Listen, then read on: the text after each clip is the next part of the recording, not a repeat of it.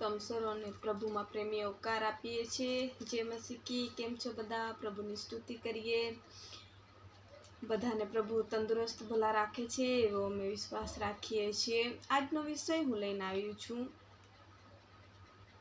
આપણા જીવનની અંદર લોભ, મોહ, માયા આપણને કઈ જગ્યા પર લઈ જઈને મૂકી દે છે તેના વિશે આપણે જાણીશું। મારી સાથે તમે તિમોથીનો પુસ્તક કાઢશો, પહેલો તિમોથી તેનો 6થો અધ્યાય અને તેની 10મી કલમ આપણે જોશું। કેમ કે દ્રવ્યનો લોભ સઘળા પ્રકારનો પાપનું મૂળ છે। એનો લોભ રાખીને કેટલાયક વિશ્વાસથી ભટકી ગયા છે અને ઘણા દુઃખોથી તેઓને પોતાને વિંધ્યા છે। હાલેલુયા! પ્રભુનું વચન શું કહે છે કે દ્રવ્યનો લોભ સઘળા પ્રકારનું પાપનું મૂળ છે। મારા વહાલા, આપણા જીવનમાં જેટલું પણ મળે એટલામાં આપણે શું કરવાનું છે? સંતોષકારક રહેવાનું છે। એટલાને આપણે સંતોષકારક આપણે આપણા જીવનને ગ્રહણ કરવાનું છે, કારણ કે આપણા જીવનની અંદર વધારે પ્રકારનું દ્રવ્યો એ પણ આપણે લોભ રાખીએ છીએ, પણ એ આપણા જીવનની અંદર નુકસાનકારક છે। આપણનું જીવનને પાપની અંદર લઈ જાય છે, આપણા જીવનને એક દુઃખનું કારણ બનાવી દે છે।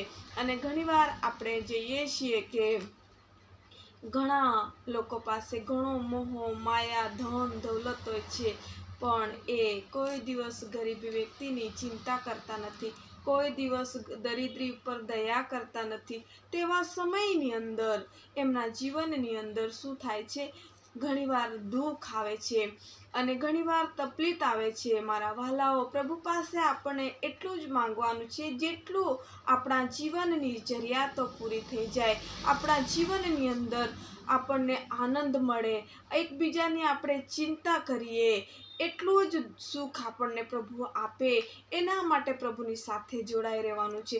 ઘણીવાર આપણા જીવનમાં, આપણી જિંદગીમાં જરૂરિયાતો પૂરી નથી થતી, ત્યારે પણ આપણે ઘણા દુઃખી થઈ જઈએ છીએ કે મારા જીવનની અંદર આશીર્વાદ નથી અને દુઃખનું કારણ બને છે અને આપણા વિચારો અલગ અલગ આવે છે। ઘણી લોકો ગલત રસ્તા પર ચડી જાય છે ગરીબીના લીધે, અને ઘણા લોકો વધારે દ્રવ્યોના લીધે ગલત રસ્તા પર ચડી જાય છે।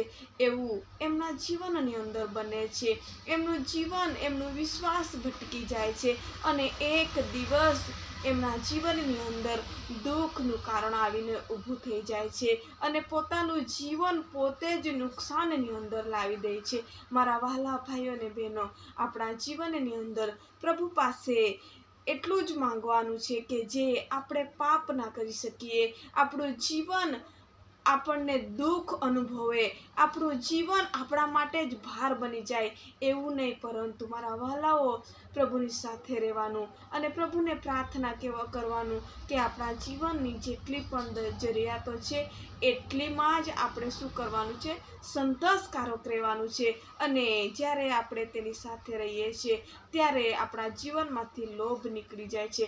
ઘણા લોકોને ઘણું ધન દૌલત મળે છે, પરંતુ લોભ રાખે છે અને લોભના લીધે એમના જીવનની અંદર આપણે સારી સંગતિ પણ હોવું બહુ જરૂરી છે। જ્યારે આપણા જીવનની અંદર સારી સંગતિ હોય છે ત્યારે આપણે સારા રસ્તા પર હોય છીએ। હા, મારા વહાલા ભાઈઓ અને બહેનો, ઘણીવાર એવું બની શકે છે દૈહિક રીતે જોઈએ ત્યારે કે મા બાપને એક માર્ગ પર ચાલીને ઘણું ધન દૌલત એકઠું કરે છે, પણ સમય જતાં એમના બાળકો ગલત રસ્તા પર જતા રહે છે અને એમનું જીવન શું થાય છે? નાશ થાય છે। અને ઘણીવાર ઉદાહરણ તરીકે ગામમાં, ફળિયામાં, વિસ્તારની અંદર એ ઉદાહરણ એક બની જાય છે।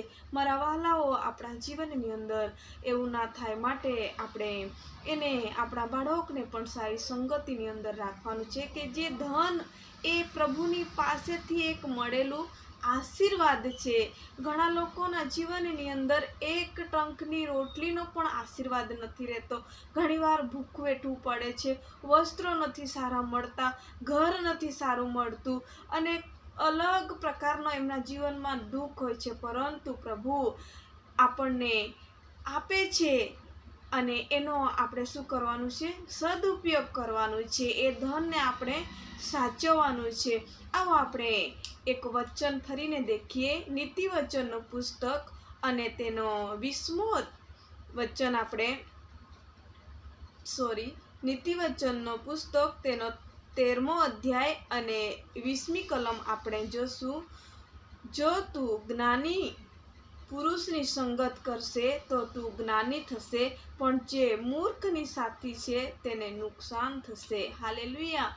પ્રભુનું વચન કહે છે કે મારા પ્રિય ભાઈઓ અને બહેનો, કે જે જ્ઞાની વ્યક્તિની સંગત કરે છે તે જ્ઞાની થાય છે, પણ જે મૂર્ખની સંગતિ કરે છે તેને નુકસાન થાય છે. મારા પ્રિય ભાઈઓ અને બહેનો, આપણા જીવનની અંદર હરેક પ્રકારના આશીર્વાદોને આપણે સંઘરી રાખવાનું હોય છે. તો આપણા જીવનની અંદર આગળ વધવાનું હોય તો આપણે જ્ઞાની વ્યક્તિની સંગત કરવી પડશે. કેવા વ્યક્તિની સંગત કરવી પડશે?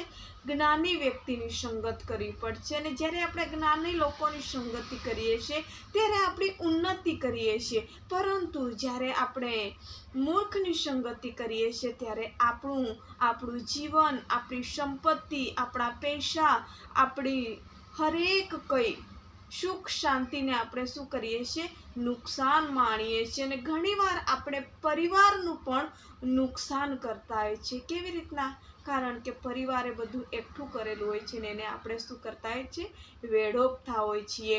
માટે મારા પ્રિય ભાઈઓ અને બહેનો, જેના જીવનની અંદર આ વચનો, આ સુંદર સુસમાચાર એના જીવનની અંદર પડે ત્યારે આ વચનો થકી આપણા જીવનને બદલવાનું છે. આ જ્ઞાન થકી જીવનને બદલવાનું છે. આપણે ક્યારેય પણ એવું ઈચ્છતા નથી કે કોઈનું જીવન બરબાદ થઈ જાય. અમે દિલથી પ્રભુની આરાધના કરવાનું છે અને દિલથી પ્રભુની સાથે અમે તમારા માટે વચનો લઈ આવીએ છીએ અને દિલથી તમારા માટે અમે પ્રાર્થના કરીએ છીએ કે તમે પણ સુખ શાંતિ જીવન જીવો. મનુષ્યનો અવતાર આ પૃથ્વી પર એક